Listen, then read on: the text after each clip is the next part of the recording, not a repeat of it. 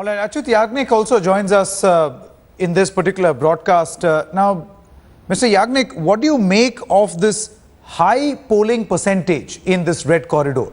What does this actually signify? I feel extremely happy about that. And I think the tribals of Bastar, they are interested in development.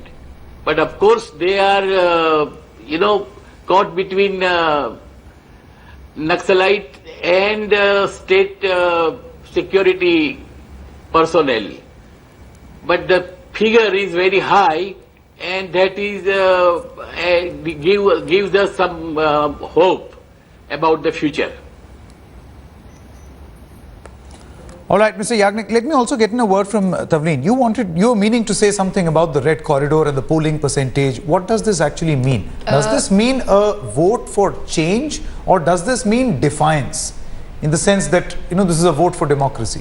It could be both, but what I really have felt during this campaign is that this part of the support for Narendra Modi is that people want a strong leader in Delhi, because they feel national security has taken a real beating in the past 10 years.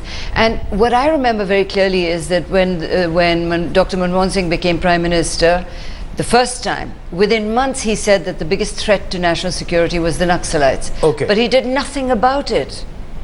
Absolutely. There's been no change, until our police personnel get killed. Is a big issue. There is this sense, even if people don't articulate it very well, they keep saying, "Desh kamzor ho gaya hai."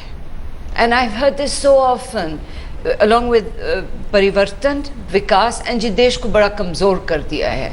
And I think it's to do with the fact that we haven't dealt firmly or dealt at all with issues like the Naxalite issue, because when the Prime Minister said we've got to be strong and take strong measures, there was an immediate response from the Congress President who said, no, it's all to do with poverty. And then there were the NGOs on the National Advisory Council who kept saying, but the trouble is that you can't do any development, because the minute you try to build a bridge or a road in those areas, the Naxals blow it up. Naxals have a problem. But Nalini, don't you think that the UPA, if Naxalism or dealing with this Naxal menace was so high on their priority, they failed at that?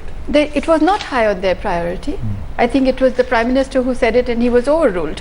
And in fact, the government has given up its fight against Naxalism to the advantage of NGOs. Today, we have a candidate in Bastar, Soni Sori, and there are about 100 NGOs who are all over the place. I'm sure they're drumming up support, as well as we have some candidates in Jharkhand who are supported by the Maoists. Now, I like that Maoists will come into the mainstream and join politics and join electoral battle. But it is not so. They are doing it absolutely at will. They are not allowing voters to come. You will find reports of this tomorrow. But I would say, agreeing with Tavleen entirely, that this national security, internal security, external security are huge issues in people's minds. And by the way, just if this is a reflection, just now I see that the Sensex is at record high. So obviously there's some sort of confidence building up in the country.